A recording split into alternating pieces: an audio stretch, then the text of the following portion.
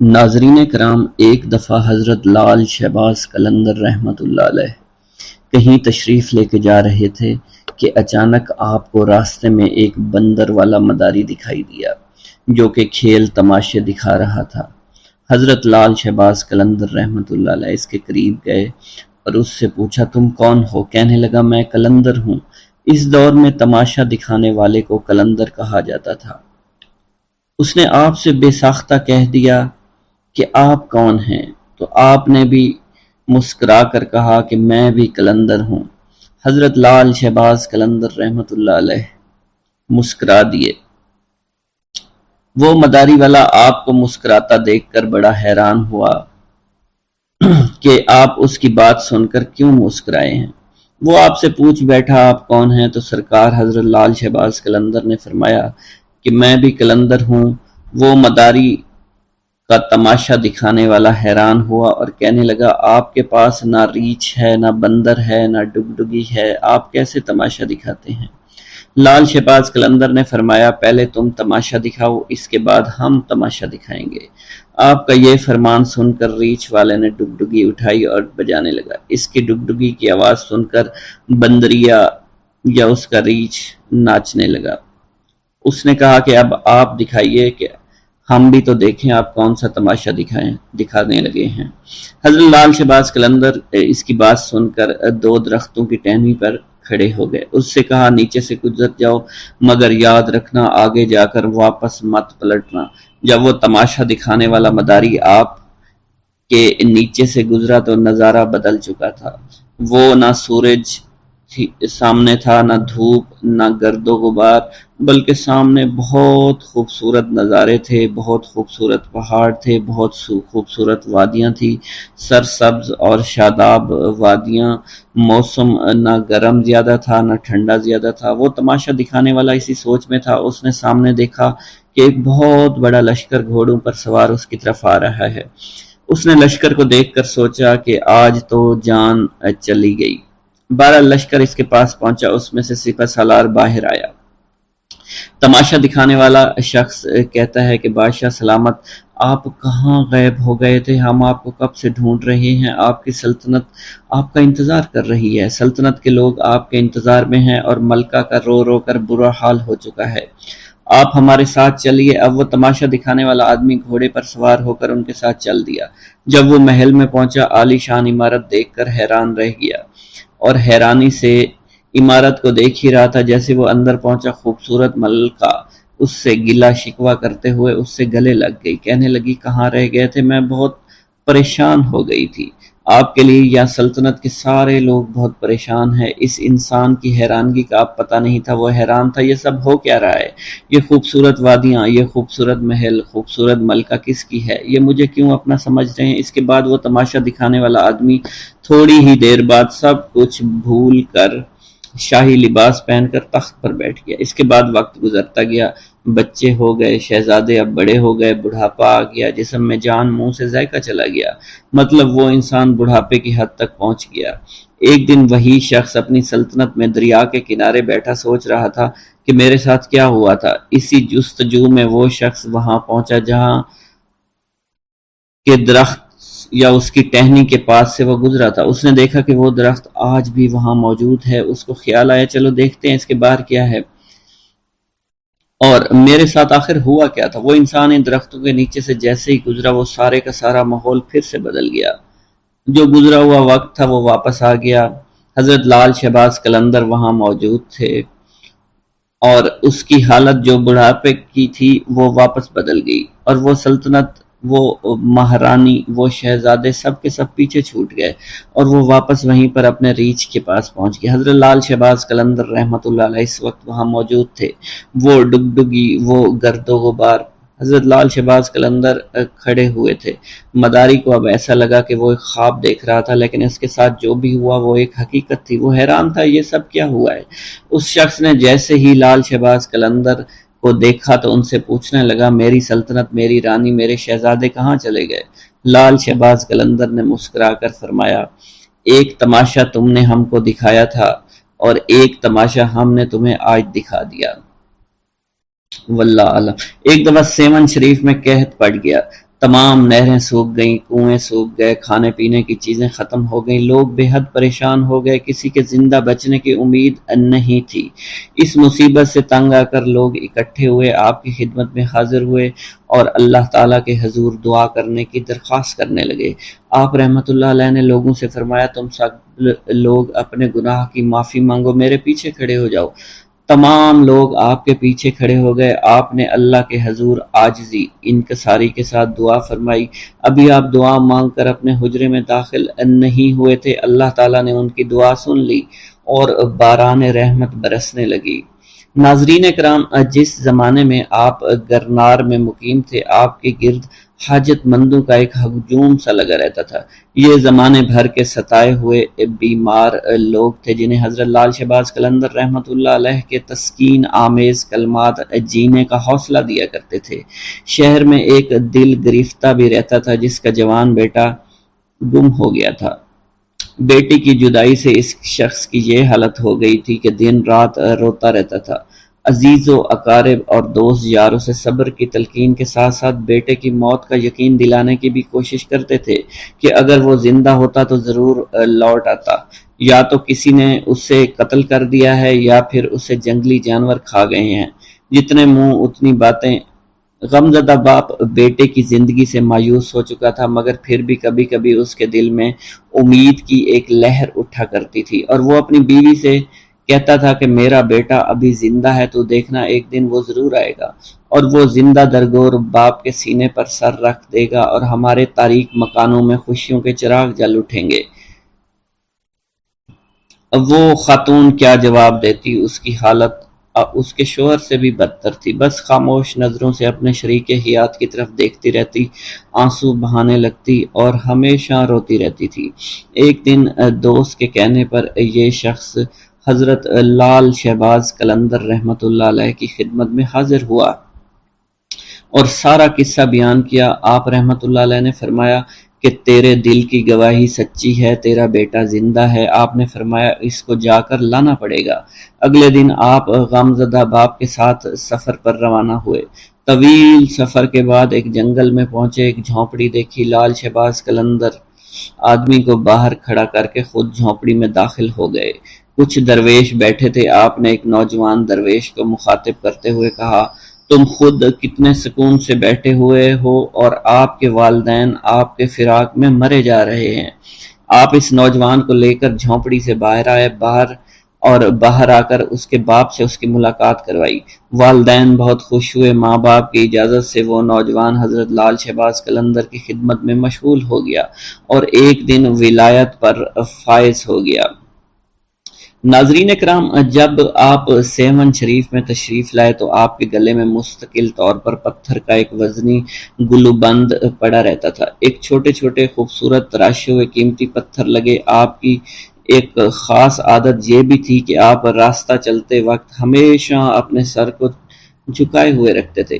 کسی مجلس میں تشریف فرما ہوتے تو گردن خم کیے رہتے تھے۔ روایتوں میں یہ بھی آتا ہے کانوگن نامی محلے کے قریب ایک گلی میں اکثر دین کی تبلیغ کے لیے آپ بیٹھا کرتے تھے۔ اسی محلے میں ایک مشہور ہندو خاندان تھا جن کی عورتیں پردے کی سخت پابندی کیا کرتی تھی، مگر اس خاندان کے ہاں آپ کی بے حد مقبولیت تھی اور آپ کی عقیدت مندی تھی۔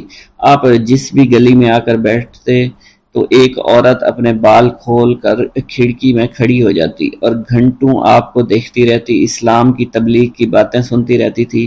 اس عورت کی دلی خواہش تھی کہ کسی طرح حضرت لال شہباز قلندر رحمۃ اللہ علیہ کے چہرے مبارک کا دیدار کر لے، مگر چونکہ آپ ہمیشہ اپنے سر کو جھکا کر بیٹھے رہتے تھے، اس لیے وہ عورت آپ کے چہرے مبارک کا دیدار کرنے میں کامیاب نہیں ہو سکی۔ ایک دن اس ہندو عورت نے وحشت کے عالم میں بالکنی سے نیچے چھلانگ لگا دی۔ لال شہباز قلندر کے قدموں میں گری۔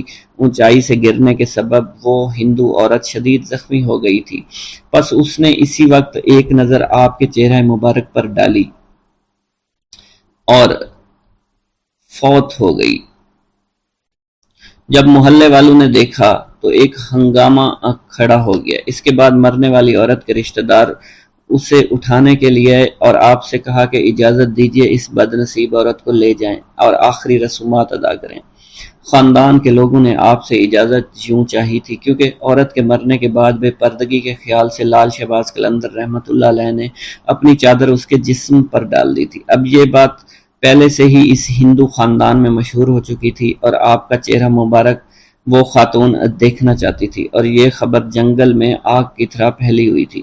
جب لوگوں نے آپ سے پوچھا تو آپ نے بے ساختہ فرمایا کہ مجھ سے کیا چاہتے ہو، یہ تمہاری امانت ہے، جہاں چاہو اسے لے جاؤ۔ اب رشتہ داروں نے زمین سے لاش کو اٹھانے کی کوشش کی، مگر وہ لاش ان لوگوں سے اٹھ نہیں سکی۔ لاش بے حد وزنی تھی، جس کے بعد 15 سے 20 افراد نے لاش کو اٹھانے کے لیے زور لگانا شروع کر دیا، مگر لاش تو زمین سے جیسے چپک گئی تھی۔ حضرت لال شہباز قلندر نے جب ان لوگوں کی پریشانی دیکھی تو لاش کے پاس آ کر فرمایا، اگر تم شہر کے تمام لوگوں کو بھی جمع کر کے لے آؤ تب بھی یہ لاش نہیں اٹھ پائے گی۔ اس عورت کے رشتہ داروں نے یہ سنا تو دنگ رہ گئے۔ پھر ان میں سے ایک نے پوچھا، آخر اس عورت سے کیا گناہ سرزد ہو گیا، اسے حضور معاف فرما دیں تاکہ اسے یہاں سے لے جا سکیں۔ آپ نے جلال کے عالم میں فرمایا، بات ثواب اور گناہ کی نہیں ہے، بات صرف اتنی ہے کہ عورت کے جسم میں جلنا نہیں ہے، یعنی تم لوگ اس کے جسم کو جلا نہیں سکتے۔ ایک نہایت عجیب اور غریب صورتحال پیدا ہو گئی تھی۔ پوچھا، پھر ہم کیا کریں؟ جس پر حضرت لال شہباز قلندر نے سکوت آمیز لہجے میں فرمایا، وعدہ کرو تم سب اسے دفن کرو گے تو یہ لاش اٹھ جائے گی۔ ہندوؤں نے وعدہ کیا، جس کے بعد اس عورت کی ارتھی اٹھنے کی بجائے جنازہ اٹھا۔ اس عورت کو مسلمان طریقے سے دفن کیا گیا۔ اس عورت کی قبر سیون شریف میں آج بھی موجود ہے، جسے ہندو مہذب دنیا کے لوگ دور دور سے دیکھنے آتے ہیں۔ آج بھی سیون میں آتے ہیں اور اس کے موقع پر جو مہندی اٹھتی ہے اس عورت کی قبر سے اٹھائی جاتی ہے اور مختلف علاقوں سے گزرتی ہوئی حضرت لال شہباز قلندر رحمۃ اللہ علیہ کی درگاہ پر آتی ہے۔ حضرت لال شہباز قلندر کے نام سے دولت پانے والی بزرگ ہستی کا نام ان کے والد ماجد نے سید عثمان رکھا تھا، مگر بعد میں انہوں نے لال شہباز قلندر رحمۃ اللہ علیہ کے نام سے اس دنیا میں شہرت پائی۔ آپ کی ولادت آذربائیجان کے گاؤں عمر بند میں ہوئی۔ آپ کا سلسلہ نسب حضرت امام جعفر صادق رضی اللہ تعالی عنہ سے جا ملتا ہے۔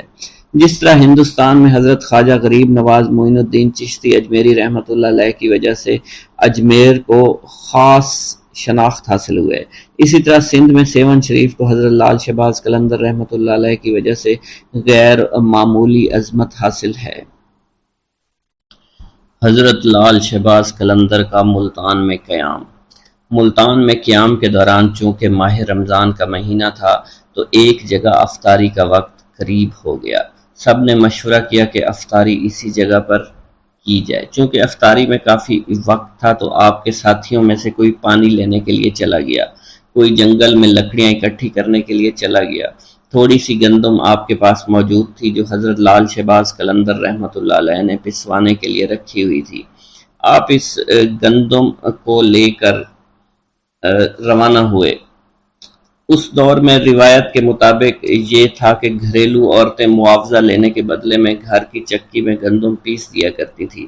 حضرت لال شہباز قلندر اس مقصد کے تحت ایک گھر کے قریب پہنچے جہاں پر آپ نے دیکھا ایک عورت اپنے گھر میں گندم پیس رہی تھی۔ اس عورت نے جب لال شہباز قلندر کو دیکھا تو وہ آپ کے حسن و جمال پر مائل ہو گئی، آپ پر دیوانہ وار عاشق ہو گئی۔ حالانکہ وہ عورت شادی شدہ تھی مگر پھر بھی اس کی نیت میں فطور آ گیا۔ وہ وہاں سے اٹھی، دروازے پر آ کر آپ سے پوچھنے لگی، آپ کس مقصد کے تحت میرے دروازے پر کھڑے ہیں؟ آپ نے اپنی گندم اس عورت کے حوالے کر دی اور کہنے لگے کہ میں آپ سے یہ گندم پسوانا چاہتا ہوں۔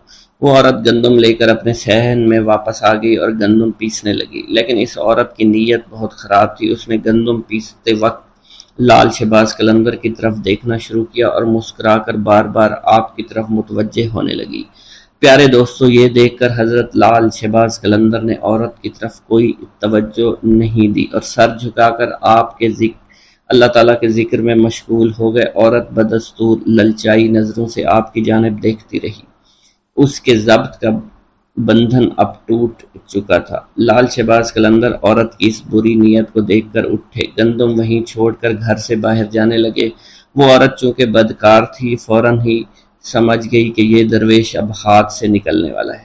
چنانچہ اس نے آگے بڑھ کر آپ کا دامن پکڑ لیا اور زبردستی کرتے ہوئے آپ سے کہنے لگی، اگر آپ نے میری بات نہ مانی تو میں شور مچا دوں گی اور الزام لگا دوں گی۔ حضرت لال شہباز قلندر رحمۃ اللہ علیہ نے اس عورت کو سمجھاتے ہوئے کہا کہ تم ایک شادی شدہ عورت ہو، تمہارے لیے اپنے شوہر کے علاوہ کسی غیر مرد کی طرف بری نگاہ سے دیکھنا بھی بالکل حرام ہے۔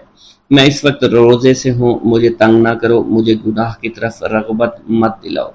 پیارے دوستو، آپ اس عزم کے ساتھ اس عورت سے بات کر رہے تھے اور اسے گناہ سے بچنے کی تلقین فرما رہے تھے، لیکن اس عورت پر شیطان پوری طرح سے غالب تھا، ہوس میں بالکل اندھی ہو چکی تھی۔ اس نے جب دیکھا کہ آپ کسی طرح اس کے قابو میں نہیں آ رہے تو اس نے غصے میں آ کر چور چور کا شور مچانا شروع کر دیا۔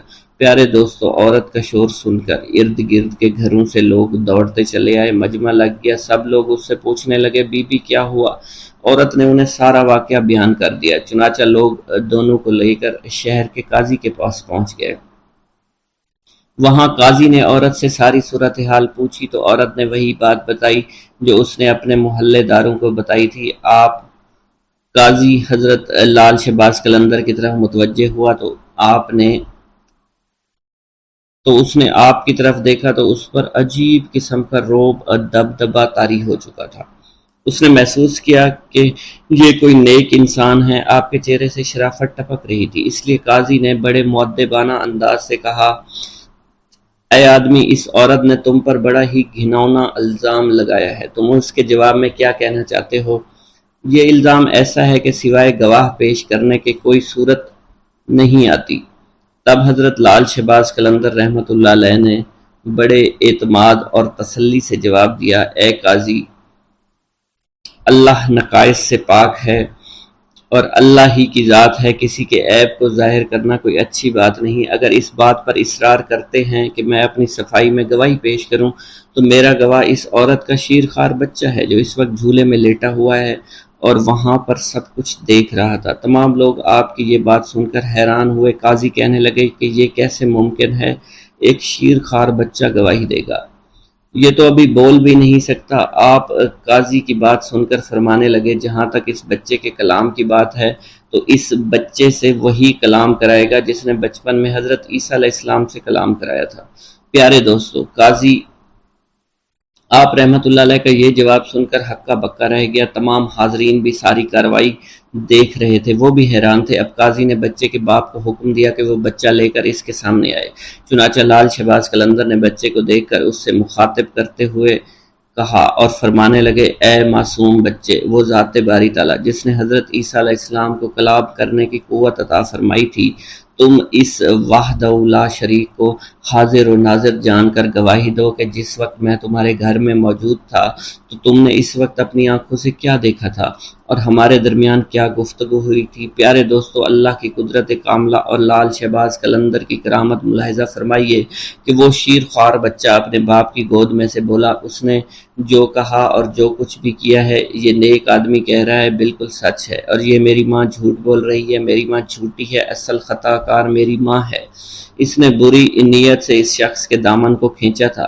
پیارے دوستو، بچے کے منہ سے یہ الفاظ سننے تھے کہ وہاں موجود تمام لوگوں پر ایک دم سے لرزہ طاری ہو گیا۔ وہ حیران اور پریشان حیرانی کے سمندر میں بالکل گم ہو چکے تھے۔ قاضی صاحب بھی اس سب واقعہ سے بہت حیران اور پریشان ہو گئے۔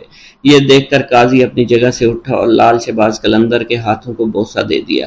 قاضی نے آپ کو اپنے ساتھ بٹھایا۔ پیارے دوستو، اب اس عورت کی آنکھوں سے برائی کی پٹی اٹھ چکی تھی اور وہ بھی اپنے گناہوں پر بڑی شرمندہ تھی، اس لیے عورت نے آپ سے معافی مانگ لی اور آئندہ گناہوں سے بچنے کے لیے توبہ کر لی۔ پیارے دوستو، ایک بار درویشوں کا ایک قافلہ سفر کرتا ہوا ایک جنگل میں پہنچا۔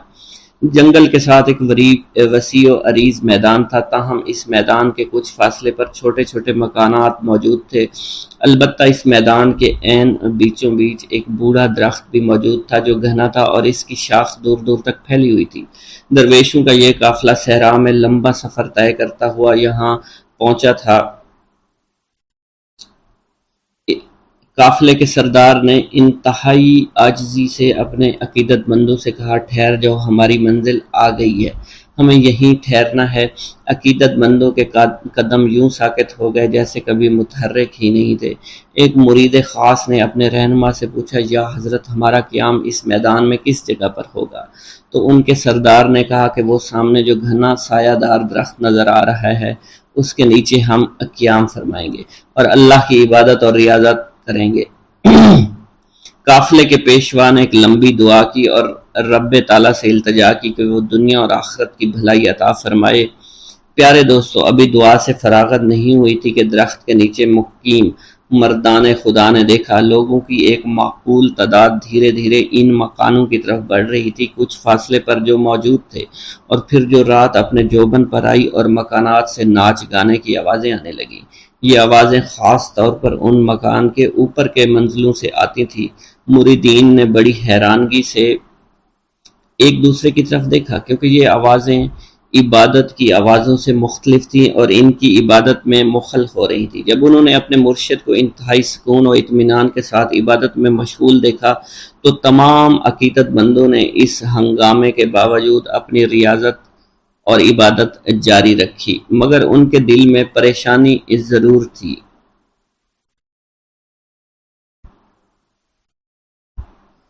آدھی رات کے بعد سب آہستہ آہستہ واپس جانے لگے، شور شرابہ تھم گیا، ناچ گانے کی آوازیں دم توڑ گئیں۔ یوں رات تمام عقیدت مندوں نے نماز فجر انتہائی سکون اور اطمینان کے ساتھ ادا کی اور اللہ تعالیٰ سے التجا کی، اے رب کائنات، مکانوں کے رہنے والے بھٹکے ہوئے لوگ محسوس ہوتے ہیں اور انہیں ہدایت کی راہ سے آشنا کر دے، ہمیں ذکر و فکر کے دوران سکون و اطمینان عطا کر، بے شک تو ہر چیز پر قدرت رکھتا ہے اور جسے چاہے ہدایت دے، فیض یاب کرنا تیرا ہی کام ہے اور تیری مرضی اور تیری منشا کے بغیر کسی کو ہدایت مل ہی نہیں سکتی۔ پیارے دوستو، جب سورج نے اپنی حرارت سے زمین کو گرمانا شروع کیا تو ان مکانوں کے مکین باہر نکلنا شروع ہوئے۔ تو مردان درویش میں سے 2 آدمی ان کے پاس گئے تاکہ پتہ کر سکیں کون لوگ ہیں، ان کا تعلق کس مذہب سے ہے، ان کا معاش کیا ہے۔ معلوم ہوا کہ وہاں پر زیادہ تر ہندوؤں کی تعداد تھی، جن میں کثیر تعداد بازاری عورتوں کی تھی جن کا ذریعہ معاش ناچ گانا بدکاری تھا۔ وہاں رات ہوتے ہی ادھر ادھر کے عیاش پسند لوگ آ جاتے، گناہوں بدکاریوں کا بازار گرم کرتے اور صبح تک جیبیں خالی کر کے گھروں کو لوٹ جاتے، اور یہ صورتحال کئی سالوں سے جاری تھی۔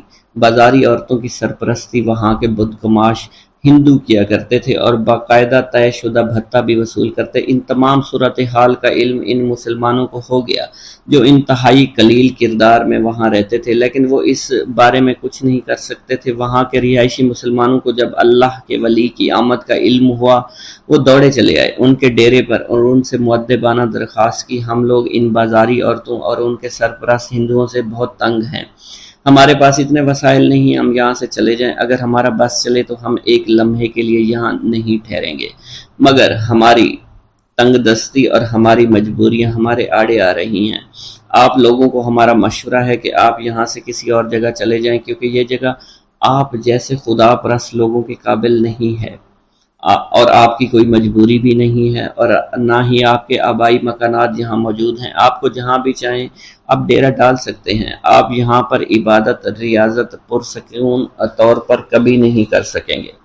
ہم خود یہاں پر بہت زیادہ تنگ ہیں، ہم نہیں چاہتے کہ آپ جیسے نیک دل لوگ اس قدر ناپسندیدہ ماحول میں رہیں اور خواہ تنگ اور پریشان ہوں۔ آپ کی پریشانی ہم سے دیکھی نہیں جائے گی، ہمیں اس بات کا بہت زیادہ دکھ پہنچے گا۔ پیارے دوستوں، مریدین نے بھی اپنے مرشد سے کسی قسم کے جذبات و احساسات کا اظہار کرنا شروع کر دیا اور اس طرح کہ یا حضرت اس قدر غیر پاکیزہ ماحول میں ہم اپنی عبادات کیسے کریں گے، اور یہاں کے مسلمانوں کا مشورہ بے انتہائی مناسب اور درست ہے کہ ہمیں یہاں سے کہیں دور چلے جانا چاہیے۔ یہ مشورہ سننے کے بعد مریدین نے کہا کہ مرشد کے چہرے پر جلال اور آنکھوں میں ایک اندھی چمک پیدا ہو گئی۔ انہوں نے پہلے تو اللہ اکبر کا نعرہ لگا، پھر کلمہ استغفار پڑھا، اس کے بعد اپنے عقیدت مندوں سے فرمایا، تم لوگ یہ مت سمجھو کہ ہم یہاں پر عارضی طور پر قیام کرنے کے لیے آئے ہیں، ہم یہاں پر بڑا لمبا عرصہ قیام کریں گے۔ تم لوگ بخوبی جانتے ہو کہ جہاں اندھیرا ہوتا ہے چراغ اور شمع کی ضرورت وہیں پڑتی ہے، اور مسلمان تو شمع کی مانند ہوتے ہیں، ان کی حیثیت چراغ کی طرح ہوتی ہے، اور جہاں اندھیرا نظر آتا ہے وہاں اجالا کرنے کے لیے پہنچ جاتے ہیں۔ ان بھٹکے ہوئے لوگوں کو خدا کی راہ پر لانا ہمارا اولین فرض ہے۔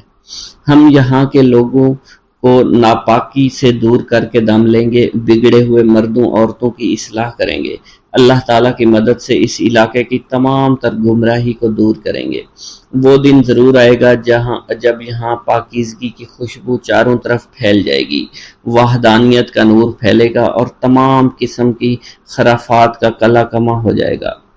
پیارے دوستو، آپ کے بتاتے چلیں کہ ان مرشد کا نام حضرت لال شہباز قلندر تھا اور وہ سندھ کی دھرتی پر تشریف لائے تھے، اور انہوں نے سندھ کی دھرتی کو تمام برائیوں سے پاک کیا اور اللہ تعالیٰ کی وحدانیت کا نور ہر جگہ پھیلا دیا۔ بسم اللہ الرحمن الرحیم۔ مہاراج، یہ وہی شخص ہے جس کے ہاتھوں آپ کی زندگی اور اقتدار کو شدید خطرہ لاحق ہوگا۔ بالآخر چوپٹ راجہ نے اپنے علاقے کے کچھ جادوگروں کو طلب کیا اور درویش کے بارے میں مشورہ کیا۔ بہت غور و فکر کے بعد تمام جادوگر ایک ہی نتیجے پر پہنچے اور ان بدبختوں نے چوپٹ راجہ کے روبرو اس مسلمان درویش کی روحانی طاقتوں کا اعتراف کرتے ہوئے کہا، مہاراج، اس شخص کی اڑان بہت اونچی ہے، بدقسمتی سے ہمیں اس مقام تک رسائی حاصل نہیں ہے، ہمارا علم و ہنر مسلمان درویش کا کچھ بھی نہیں بگاڑ سکتا۔ جادوگروں کے اس اعتراف پر چوپٹ راجہ بہت برہم ہوا اور ان سے کہا، جب تم لوگ میرے دشمن کو دفع نہیں کر سکتے تو پھر تمہارا عدم اور وجود دونوں برابر ہیں۔ اس دوران ایک جادوگر نے چوپٹ راجہ سے کہا، اگر ایک ترکیب پر عمل کیا جائے تو اس سے آپ کو اپنے دشمنوں سے چھٹکارا مل سکتا ہے۔ چوپٹ راجہ نے وہ ترکیب پوچھی تو جادوگر نے کہا، اگر کسی طرح مسلمان درویش کے شکم میں حرام غذا داخل کر دی جائے تو اس کی ساری روحانی طاقت زائل ہو جائے گی اور پھر ہمارے پاس جادو کی شکتی اس پر غالب آ جائے گی۔ چوپٹ راجہ نے جادوگر کا یہ مشورہ قبول کر لیا اور پھر کچھ دن تک درویش کی خدمت میں حاضر ہو کر اپنے عقیدت کا اظہار کرتا رہا۔ یہ چوپٹ راجہ کی سیاسی چال تھی اور وہ اپنے منافقانہ عمل سے یہ تاثر دینا چاہتا تھا کہ اس نے مسلمان درویش کے وجود کو تسلیم کر لیا ہے۔ آخر چوپٹ راجہ نے ایک روز کسی حرام جانور کا گوشت پکوایا، کئی خوان سجا کر مسلمان درویش کی خدمت میں بھیج دیے۔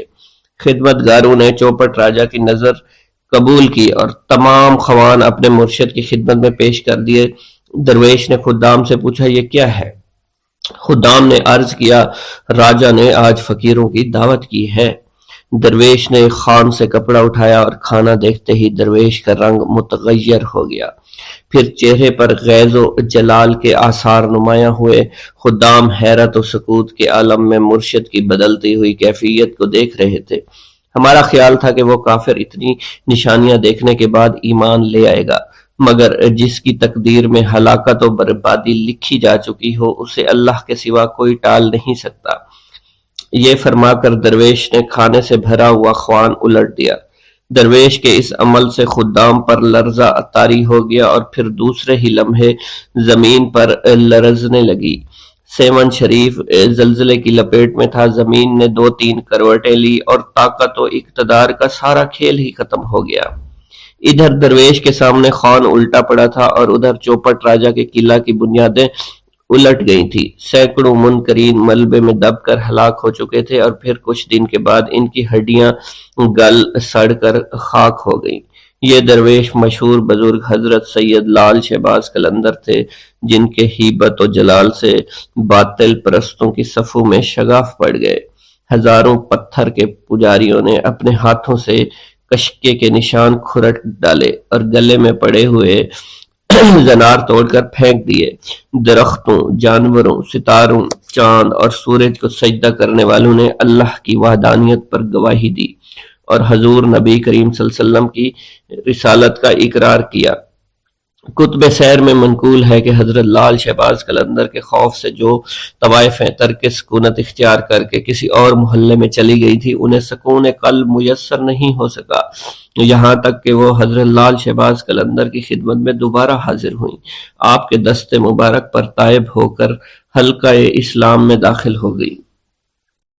حضرت لال شہباز قلندر سیون شریف میں 649 ہجری میں تشریف لائے اور اس ضمن میں انہوں نے ایک فارسی شعر سے تاریخ نکالی ہے: چوں باز آشیانہ قدس شہباز، سیوستان را نمودہ جنت آسا، خود تاریخ از روی اخلاص نمود آفتاب دین گفتہ۔ اخلاص کے پہلے حرف الف کے عدد آخری مصرع کے عدد سے جمع کیے جائیں تو 649 ہجری برآمد ہوگا۔ حضرت لال شہباز قلندر رحمت اللہ علیہ، حضرت بہاؤالدین زکریا ملتانی رحمت اللہ علیہ اور ان کے فرزند حضرت صدر الدین عارف رحمت اللہ علیہ کے ساتھ سیر و سفر کرتے ہوئے ٹھٹھا پہنچے اور وہاں آپ کی ملاقات پیر پٹ سیوی سے ہوئی۔ پیر پٹ نے 642 ہجری میں وفات پائی، اس لیے اس سے ظاہر ہوتا ہے کہ آپ اس سے پہلے سندھ میں وارد ہوئے، سیر و سیاحت کے بعد 649 میں سیون میں آ کر قیام کیا۔ تاریخ مصنوعی اور تاریخ فیروز شاہی میں ملتان کے گورنر سلطان محمد سے آپ کی ملاقات کا ذکر بھی آیا ہے۔ سلطان محمد غیاث الدین بلبن کے فرزند تھے اور 669 ہجری میں ملتان کے حاکم مقرر ہوئے۔ حضرت بہاؤالدین زکریا ملتانی کا وصال 661 ہجری میں ہوا تھا۔ اس سے واضح ہوتا ہے کہ حضرت لال شہباز قلندر 661 ہجری سے پہلے ملتان گئے تھے، جب حضرت بہاؤالدین زکریا ملتانی زندہ تھے، اور 669 کے بعد بھی ملتان گئے تھے جب سلطان محمد ملتان کے گورنر تھے۔ سیون میں آنے سے پہلے حضرت لال شہباز قلندر نے لکی میں حضرت سید صدر الدین سے ملاقات کی اور ان سے فرمایا: آپ اپنی اولاد میں سے ایک بیٹا مجھے ساتھ دے دیجئے تاکہ وہ ہمیشہ میرے ساتھ رہے۔ چنانچہ حضرت سید صدر الدین نے اپنے پوتے حضرت سید صلاح الدین کو دے دیا۔ سید صلاح الدین کو ہی حضرت لال شہباز قلندر کے دربار کی سجادہ نشینی نصیب ہوئی۔ ایک اور روایت کے مطابق حضرت لال شہباز قلندر اپنے تینوں احباب بہاؤالدین زکریا ملتانی، جلال الدین سرخ بخاری اور خواجہ فرید الدین مسعود گنج شکر کے ہمراہ حضرت سید صدر الدین سے ملے تھے۔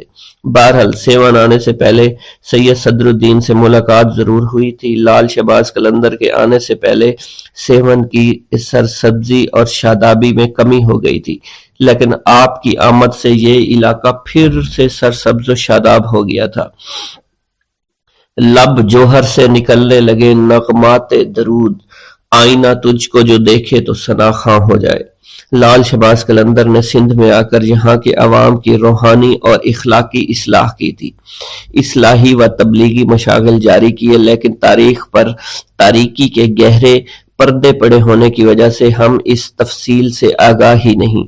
آپ کا ایک کارنامہ تو یہ تھا کہ آپ کی آمد سے فاحشہ عورتوں نے فحاشی سے توبہ کر لی تھی، اور آپ نے اپنے معتقدوں کو سیون کو آباد کرنے اور یہاں کاشتکاری کا حکم دیا، جس سے یہ اندازہ ہوتا ہے کہ آپ کی تعلیمات میں محنت اور کسب حلال کا عنصر تھا۔ آپ نے تارک دنیا ہونے کی بجائے اپنی قوت بازو سے محنت کر کے روزی کمانے کی تعلیم دی۔ حضرت لال شہباز قلندر نے نہ صرف عوام کی روحانی اصلاح کے لیے کوشش کی، بلکہ عوام کی اقتصادی اصلاح پر بھی بھرپور توجہ دی۔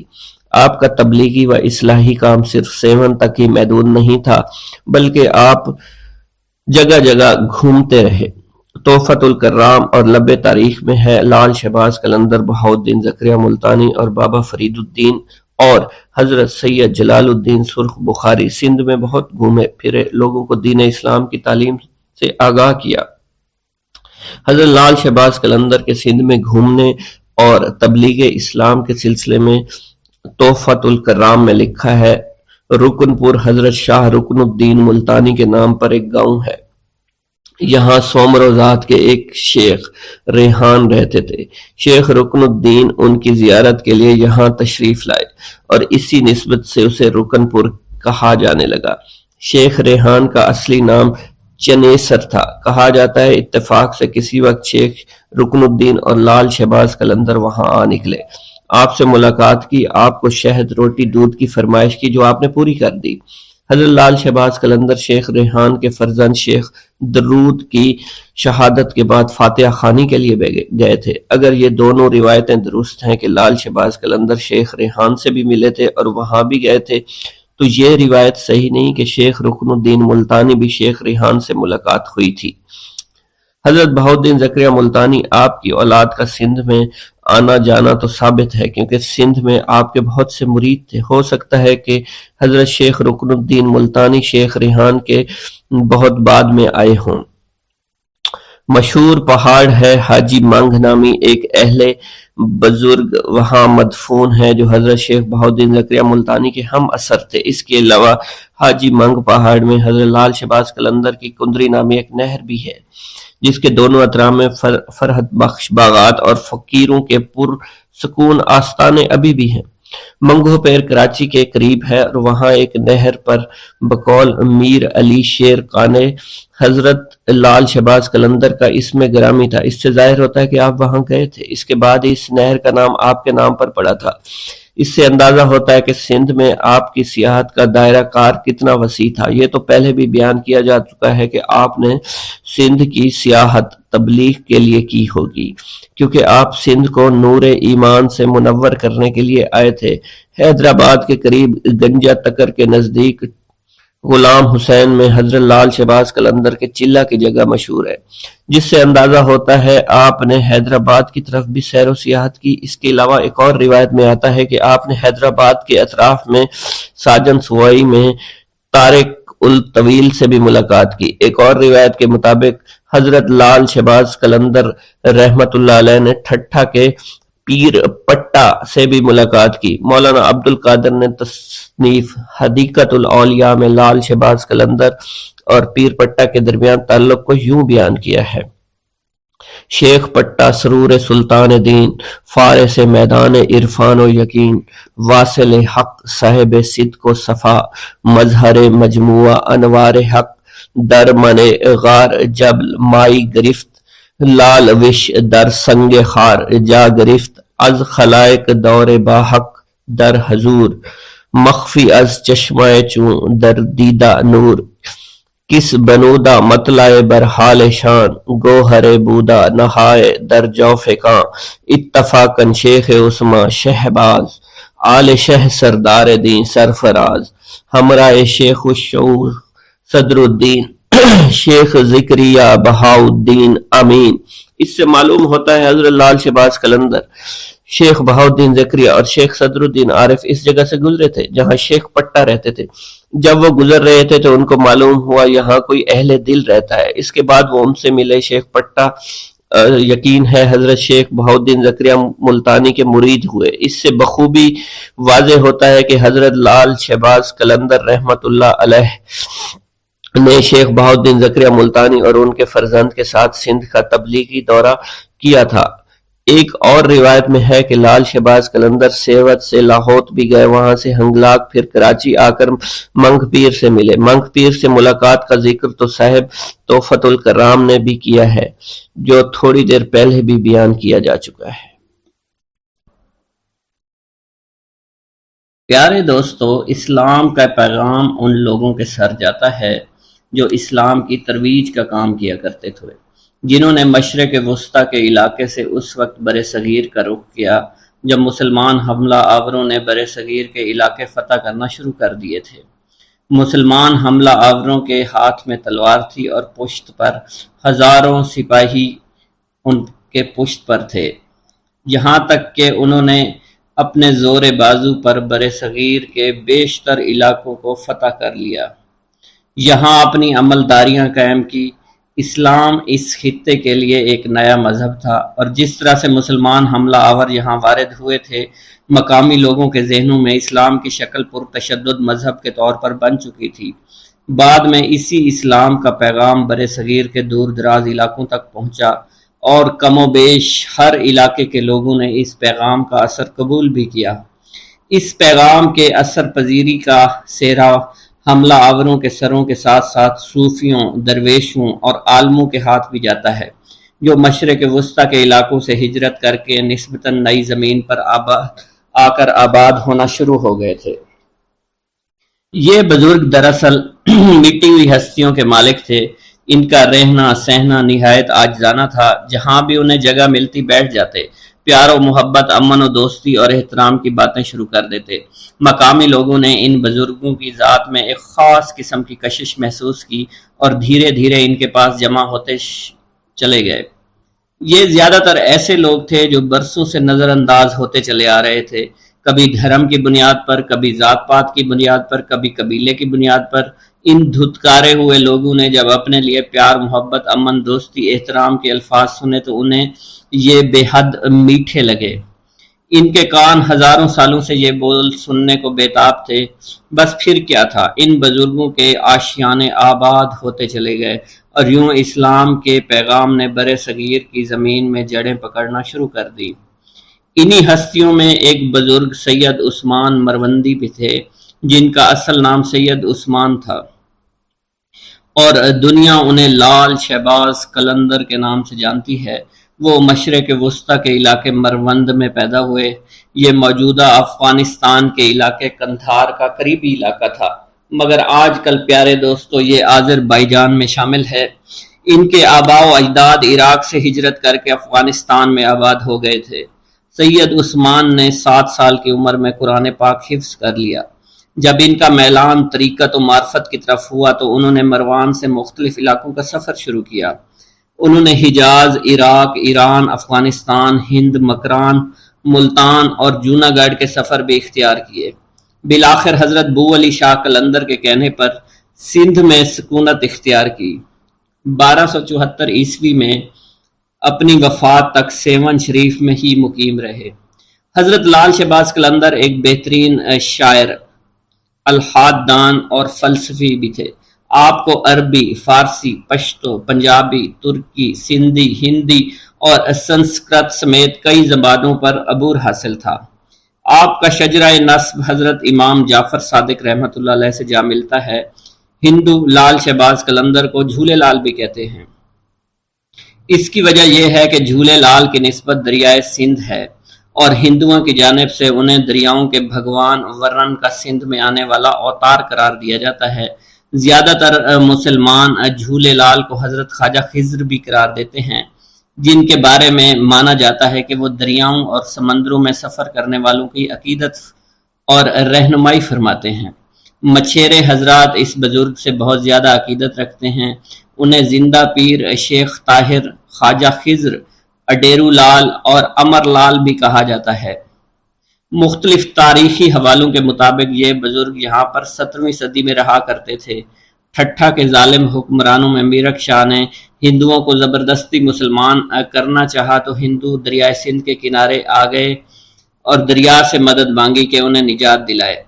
نتیجتاً دریا میں ایک صورت پیدا ہوئی جس نے بتایا کہ نصر پور میں ایک عمر رسیدہ جوڑے کے ہاں ایک بیٹا پیدا ہوگا جو آ کر ان کی مدد کرے گا۔ اس بچے کا نام اڈیرو لال رکھا گیا۔ انہیں جھولے لال بھی کہا جانے لگا کیونکہ مانا جاتا ہے کہ ان کا جھولا خود بخود ہلتا تھا۔ یہ بچہ بڑا ہو کر ایک بہادر شخص بنا جس نے میرک شاہ سے بحث کی اور اس سے اس کی غلطی کا احساس دلایا، جس پر انہوں نے ہندوؤں کو اپنی حکومت میں عزاداری کے ساتھ رہنے کی اجازت دے دی۔ ہندو لال شہباز قلندر کو اپنے اسی دیوتا کا اوتار سمجھتے ہیں اور انہیں جھولے لال کہا جاتا ہے۔ یہ دونوں شخصیات تاریخی طور پر ایک نہیں ہیں لیکن یکساں تصور کی حامل ہیں۔ شہباز قلندر کے ماننے والوں میں ہندو، مسلمان، سکھ، عیسائی سبھی شامل ہیں۔ کتاب واکنگ ود نانک کے مصنف ہارون خالد لکھتے ہیں، گویا 47 میں کوئی فساد نہیں ہوا تھا، گویا کسی ہندو نے سندھ سے کبھی ہجرت ہی نہیں کی، گویا پنجاب میں توہین مذہب کے شعبے میں کوئی مسیحی بستی کبھی جلی ہی نہیں۔ قلندر کا دالان اس دنیا کے پناہ گاہ میں جو کبھی اس دالان سے پھیلی ہوتی تھی اور رفتہ رفتہ معدوم ہوتی چلی گئی۔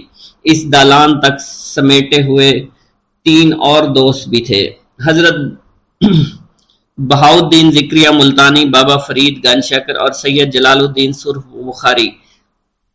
ان چاروں کو 4 یار کے نام سے یاد کیا جاتا ہے۔ چار یار سندھ اور ہند میں اسلام کی اشاعت کے سرخیل قرار پائے۔ لال شہباز قلندر کی ایک خوبی یہ بھی تھی کہ وہ باکمال شاعر بھی تھے۔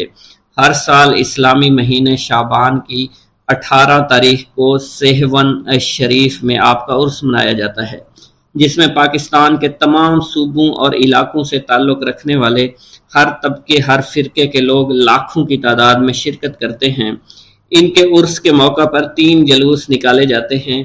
ایک کی قیادت مقامی سید گھرانے سے تعلق رکھنے والا ایک عقیدت مند کرتا ہے، جبکہ 2 جلوس ہندوؤں کی قیادت میں نکلتے ہیں اور مزار کا ایک مجاور ہندو بھی ہے۔ حضرت لال شہباز قلندر رحمۃ اللہ علیہ کے کچھ حالات و واقعات کی تفصیل جاننے کی کوشش کرتے ہیں۔ پیارے دوستو، حضرت سید عثمان مروندی المعروف حضرت لال شہباز قلندر عالی النسب تھے۔ آپ کا خاندان یگانہ روزگار تھا۔ آپ کا خاندانی تعلق چند واسطوں سے امام جعفر صادق رضی اللہ تعالیٰ عنہ سے جا ملتا ہے۔ آپ رحمۃ اللہ علیہ کے والد ماجد سید کبیر الدین اپنے وقت کے مشہور عالم تھے۔ ان کا طریقہ اتباع سنت نبوی صلی اللہ علیہ وسلم تھا۔ حضرت سید عثمان مروندی اپنے خاندانی اعتبار سے اونچی نسبت رکھتے تھے، اس لیے صالحت، سخاوت کے بہت سے خصائص ان کے خاندان میں منتقل ہو گئے تھے۔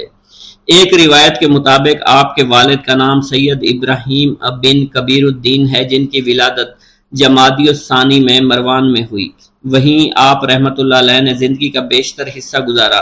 سید ابراہیم کبیر الدین کا نسبی تعلق جو کہ سادات خاندان سے تھا، اس لیے لوگ ان کی بے پناہ عزت اور بے پناہ احترام کیا کرتے تھے۔ آپ کی طبیعت میں یاد الہی کے جذبات بے حد نمایاں تھے۔ جوانی کی ابتدائی ایام میں آپ کی سوچ پر یہ امر غالب تھا کہ شادی کیے بغیر زندگی کو راہ حق کی طرف لگا دیا جائے، اس لیے کہا جاتا ہے کہ آپ شادی سے گریزاں تھے۔ پیارے دوستو، سید عثمان مروندی المعروف حضرت لال شہباز قلندر کی والدہ حاکم مروان سید سلطان شاہ کی دختر تھیں۔ آپ بڑی نیک اور عبادت گزار خاتون تھی۔ طبیعت میں درویشی اور قناعت پسندی تھی۔ ایک روایت یوں بھی ملتی ہے کہ آپ کی والدہ پردہ شب کی تاریکی میں بیٹھ کر رویا کرتی تھی، فرماتی تھی کہ اللہ کے خوف سے رونے والا دوزخ میں کبھی نہیں جائے گا۔ ان کی ذات خشیت الہی کا سرچشمہ تھی۔ رات کا اکثر حصہ عبادت میں گزارتی تھی۔ اس ماں کی گود کا لال جب جذب و جلال کا جوہر بن کر سیہون پہنچا تو اس کی تابناکی کئی نگاہوں کو خیرہ کر رہی تھی۔ سلطان شاہ حاکم مروند کی یہ صاحبزادی اپنے شوہر سید کبیر کے جذب متصرف کی تاثیر سے اپنے وقت کی زاہدہ اور عابدہ خاتون کہلائیں۔ کہا جاتا ہے کہ آپ کی والدہ کا وصال مروان میں ہوا اور وہیں آپ رحمت اللہ علیہ کو دفنایا گیا۔ پیارے دوستوں، منقول ہے لال شہباز قلندر کے والد سید ابراہیم کبیر الدین رحمت اللہ علیہ بعض اوقات مقدس مقامات کی زیارت کے لیے سفر اختیار کیا کرتے تھے۔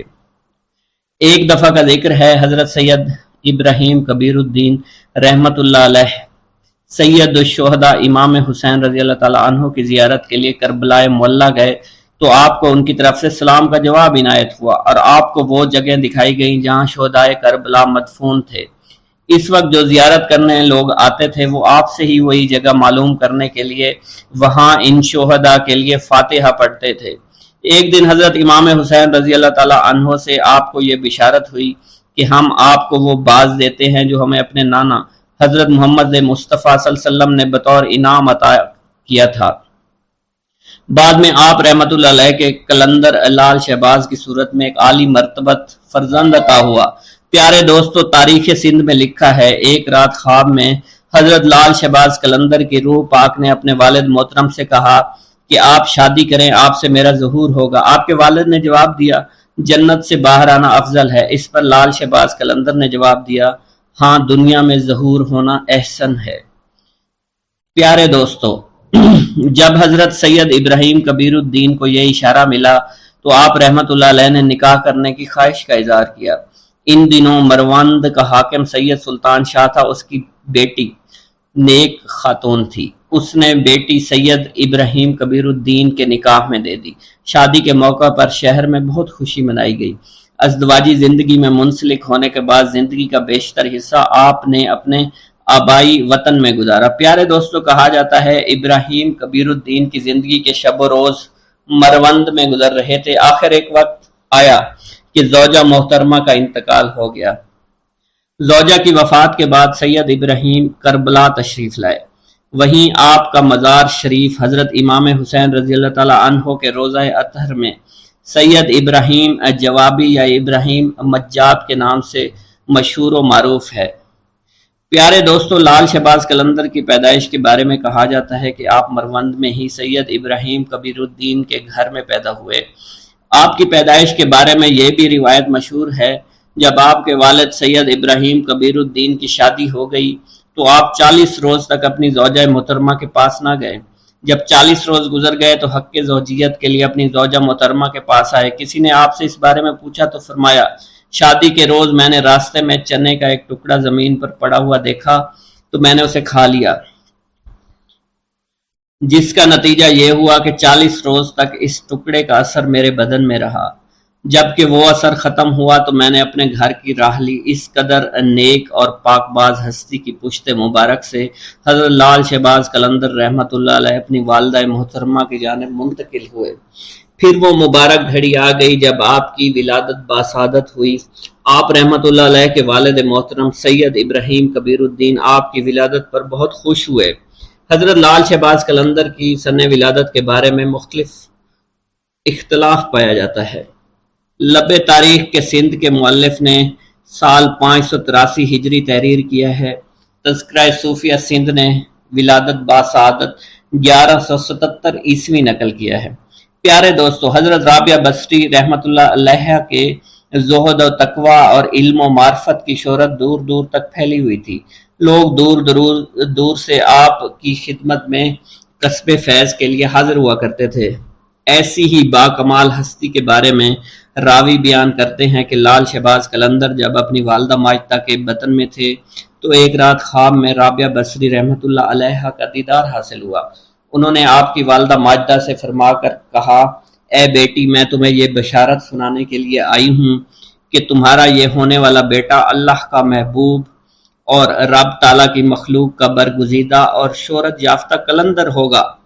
اللہ تعالیٰ اس کے وسیلے سے اپنے بہت سے گناہ گار بندوں کی توبہ کی توفیق عطا فرمائے گا۔ چنانچہ اے میری بیٹی، جب اس کی ولادت ہو جائے تو اس کے کانوں میں بلند آواز سے کلمہ طیبہ لا الہ الا اللہ محمد الرسول اللہ کی آواز پہنچا دینا اور اپنے جلیل القدر بیٹے سے میرا سلام کہہ دینا۔ چنانچہ حضرت لال شہباز قلندر کی ولادت ہوئی تو آپ کی والدہ ماجدہ نے حضرت رابعہ بصری کے فرمان کے مطابق عمل کیا اور اس بات کو اپنے دل میں راسخ کر لیا کہ میرا بیٹا اللہ کا برگزیدہ اور مقبول بندہ ہے۔ پیارے دوستو، جب حضرت لال شہباز قلندر کی ولادت ہوئی تو آپ کے والد محترم نے آپ کا نام سید عثمان رکھا، کیونکہ ایک روایت میں آتا ہے کہ آپ کے والد ماجد سید ابراہیم کبیر الدین رحمۃ اللہ علیہ کو حضرت سید عثمان غنی رضی اللہ تعالی عنہ سے والہانہ محبت تھی۔ اسی مناسبت سے آپ نے اپنے بیٹے کا نام سید عثمان رکھا۔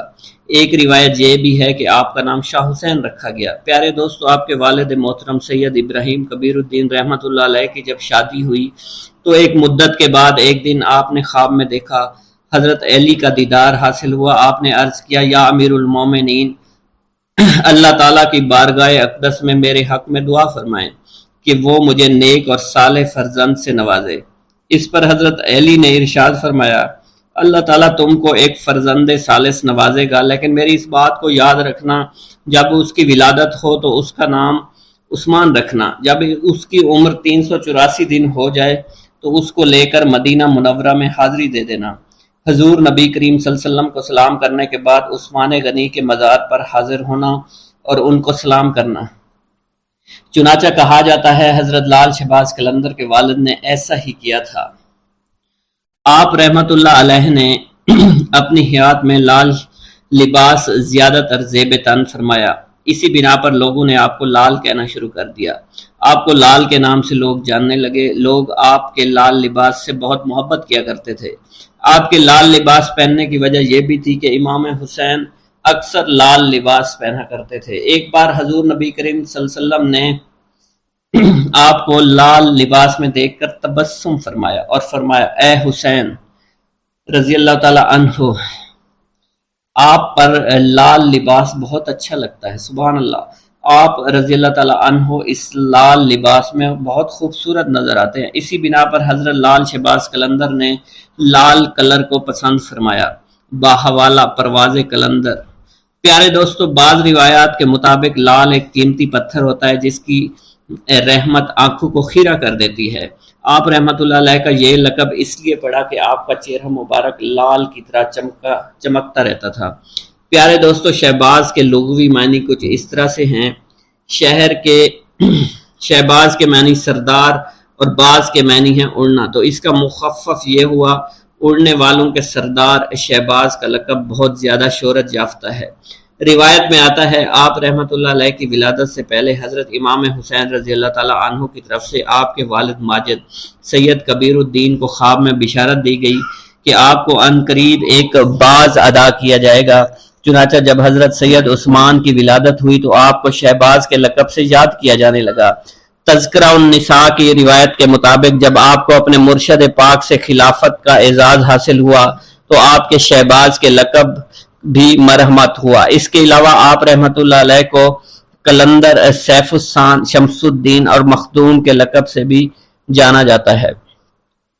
پیارے دوستو، آپ کا شجرہ نسب چند واسطوں سے حضرت امام جعفر صادق سے جا کر ملتا ہے۔